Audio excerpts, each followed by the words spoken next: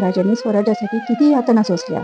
ते फक्त स्वराज्यासाठी जगत होते आणि शेवटपर्यंत स्वराज्यासाठीच जगले.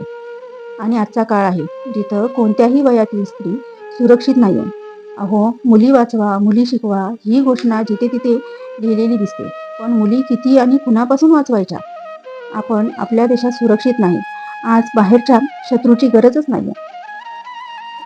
कारण आपले शत्रू तर आपल्या आसपास चांगुलपणाचे मुखवटे घालून वावरत असतात.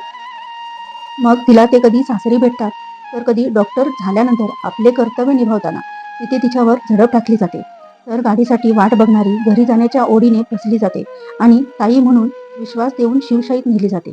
तर कधी बदलापूरसारखी घटना घडते. या सगळ्यात होते काय? 4-8 दिवस, नाहीतर जास्तीत जास्त महिनाभर न्यायासाठी सगळे उभे राहिलेले दिसतात. तोपर्यंत दुसरी घटना घडते. पण हे नराधम मात्र सुधरत नाही. एक तो इतिहास होता ज्यामुळे आपण आज आहोत.